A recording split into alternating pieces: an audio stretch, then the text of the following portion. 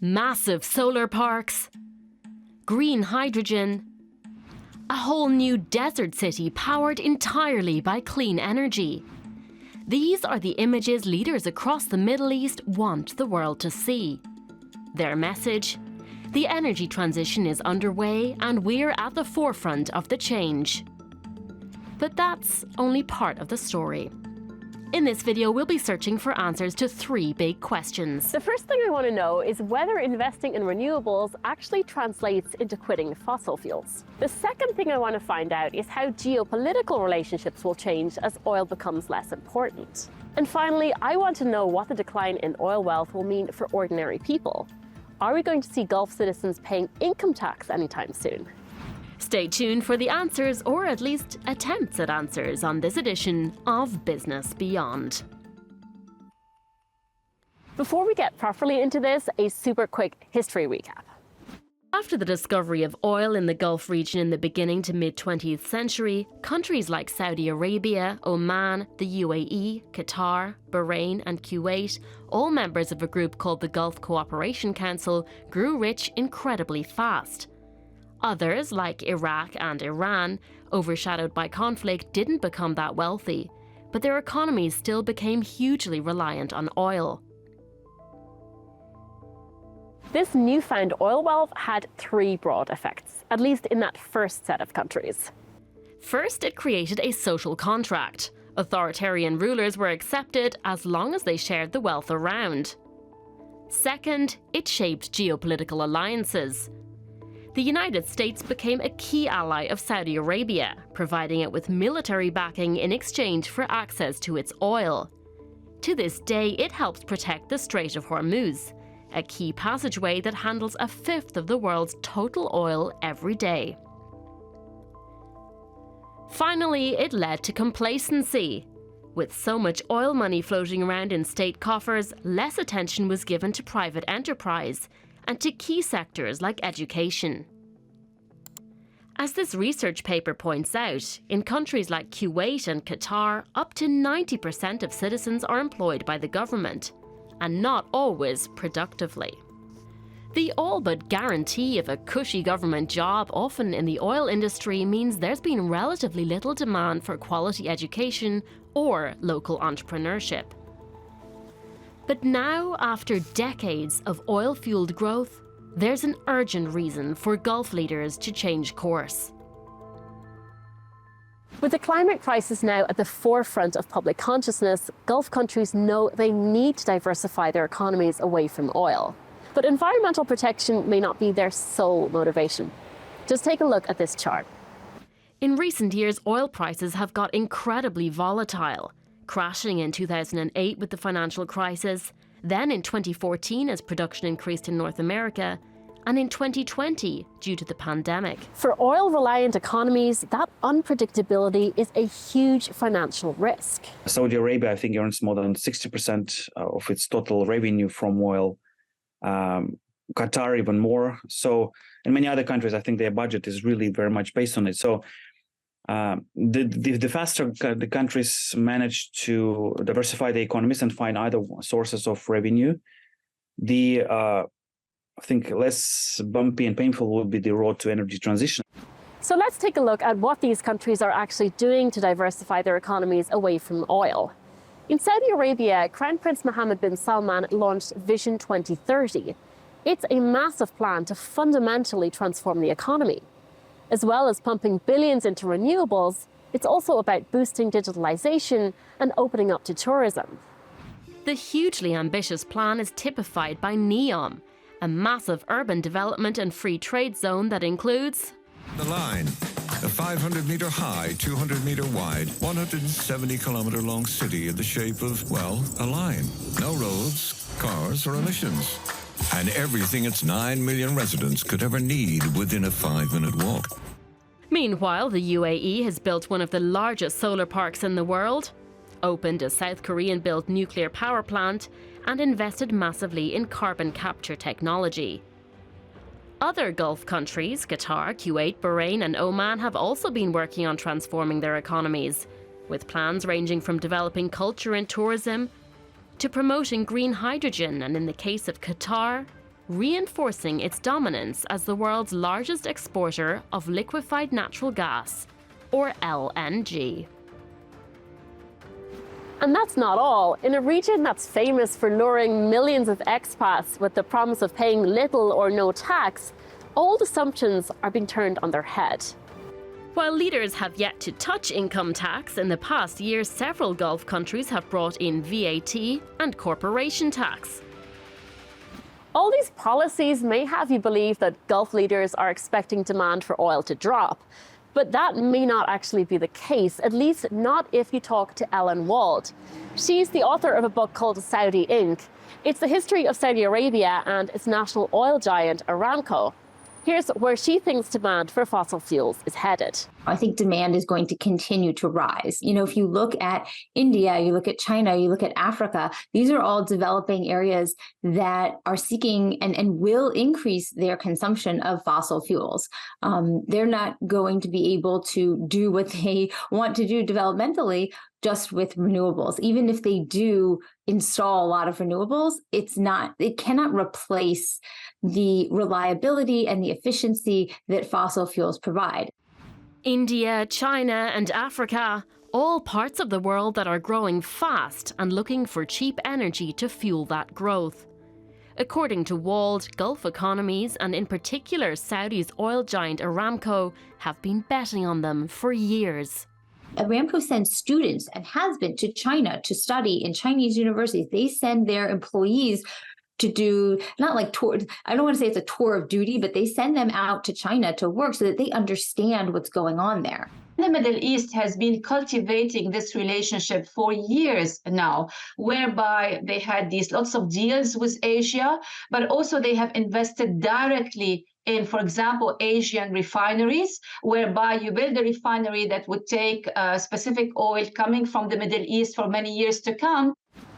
And that brings us to another interesting point, because even if oil demand does shrink globally, which isn't a given, the Gulf countries could still have a key advantage. In a shrinking market, the low-cost producer is the last to leave the market. And this is where we look around the world to see who are those high-cost and low-cost producers.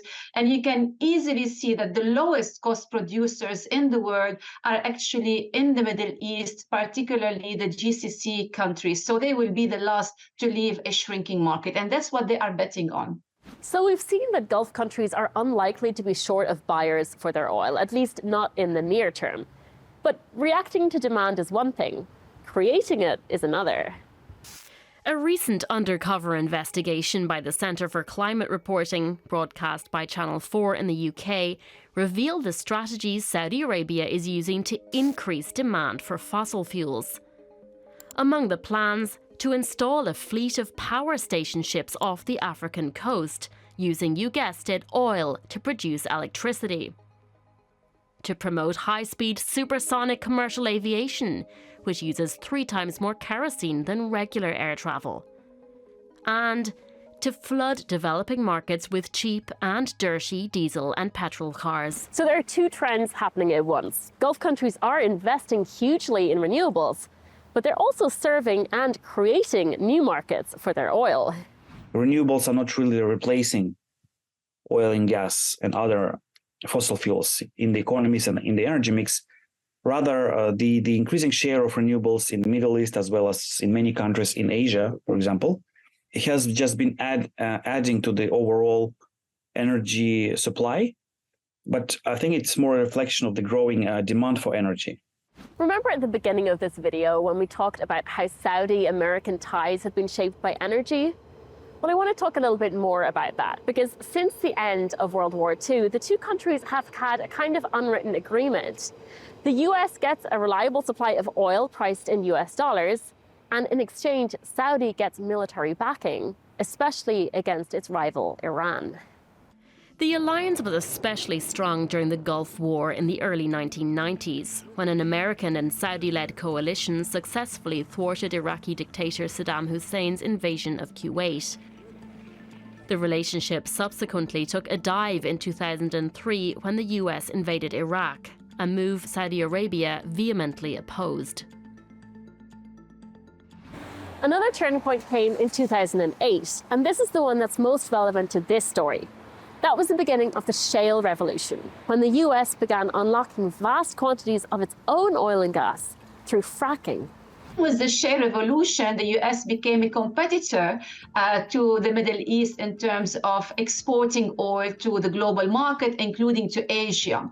So we cannot talk about the relationship between the US and the Middle East without acknowledging that massive shift in the trade relationship. That changing power dynamic became apparent in October 2022, when the oil-producing cartel OPEC, of which Saudi Arabia is the de facto leader, announced a major production cut. US President Joe Biden, seen fist-bumping Mohammed bin Salman just a few months earlier, was angry, fearing higher energy prices could hit him at the midterm elections. If Saudi Arabia does something with the oil market, if they cut 1 million barrels a day, they don't have the same influence on the United States as they used to. I don't think that the US policymakers realize that yet, but the United States is the largest oil producer in the world right now. So to blame Saudi Arabia for high oil prices or high gasoline prices in the United States doesn't make sense the way it used to. And that brings us to a really interesting point, because if the US no longer depends as much on oil from the Middle East, will it still have an incentive to provide security to the region? And if it doesn't, would another power, say China, fill that role instead? There are very few powers in this world who can extend their navy to that extent. And I'm not convinced that China is one of them, and China potentially maybe realizes this. For whatever the reason, they're not interested in being the guarantors of Middle East oil security in the Persian Gulf. And so when it comes down to it, that does leave the United States. But bargains in other areas are being made. Saudi Arabia wants to follow the UAE in developing nuclear power, and it's asked the US for its know-how. The Saudis were saying to the US, look, we want nuclear power, and in exchange for a new defense pact, we're willing to go it your way. We're not just going to buy nuclear power from, Korea or Japan or China even. We're going to go, we'd like you to support us going through these channels. And also in exchange, we're going to, open relations with Israel, for example. So that's a totally new dynamic. Saudi's planned normalization of ties with Israel are now on hold due to the ongoing conflict in the Middle East. But the outsized role that oil has played in the region's relationships does make me wonder, how will things develop in the age of renewables? The first thing to bear in mind is that the logistics of trading fossil fuels differs greatly from renewables. As a rule, clean energy gets transported far less than fossil fuels do. That's because it's less efficient to do so. When you transport electricity, say you generate solar electricity and you store it in a battery, it's losing charge all the time. That electricity is dissipating. And the same thing actually happens with LNG. There's something incredibly efficient about a barrel of oil or say a lump of coal that we don't necessarily have in other types of energy. So I don't think there's any danger in the Middle East, Middle Eastern countries having geopolitical leverage as solar power generators. I don't think that the logistics of electricity work that way. But there is one area where renewables do confer geopolitical leverage. The supply of critical materials, which are needed for the production of solar panels, wind turbines, critical materials like lithium, copper, zinc, and many others. And there you actually have quite a similar geopolitics because of the very unequal and uneven distribution of those resources across the globe. And the fact that also the processing capacity and processing infrastructure is located in just a few countries, and one of them is China. So this is where you also see a type of foreign policy relationship that is somewhat similar to the geopolitics of oil and gas. But what about that other issue we touched on earlier? The idea that oil has helped prop up autocratic regimes. Could that change as the world transitions to renewables? There actually have been many studies already on the the potential of renewable energy world and bringing more democracy. I think probably the transition is not that easy, and it's, I think, can be also it's not really linear. It's not straightforward, because you have to take into account many other factors. And this is why I think this is a bigger risk, for example, in countries like Iraq, than it is in Saudi Arabia or the UAE, where governments have been putting more effort to strengthening their institutions. Whereas we still see in Iraq, for example, the corruption is widely spread. The red tape is also widely spread. And also in terms of the impact on longevity of these regimes. How much of those revenues have you saved on the side, for the rainy days? Of course, if you squandered it all and you do have some structural problems in your economy, then you'll definitely be in trouble. But if you cleverly invested those revenues so that they generate income for the years to come, then you are at a lower risk. I've learned a lot of things from reporting this story, mainly that multiple things can be true at once. Gulf countries are diversifying their economies, but that doesn't mean they're quitting oil. That uncomfortable truth that investing in renewables may not actually translate into quitting oil and gas was a major source of tension at the most recent COP climate conference that took place in Dubai. Led by Sultan Al Jaber, the head of the Abu Dhabi National Oil Company, it was always going to be a tricky meeting. Until the final hour, delegates wrangled about the wording of the deal, finally agreeing not to phase out oil and gas, but to transition away from them instead. An agreement is only as good as its implementation. We are what we do, not what we say. We must take the steps necessary to turn this agreement into tangible actions. But what is tangible action in this context? Some see the wording of the COP agreement as an admission that the age of oil is coming to an end. But for a finite resource, that's pretty indisputable. What matters more is that the deal doesn't commit anyone, not the Middle East nor the rest of the world, to quitting the stuff anytime soon. I hope you enjoyed this episode of Business Beyond. And if you like what you see here, do check out our playlist. We have a whole host of other interesting stories there. From me and the team, until next time, it's bye-bye and take care.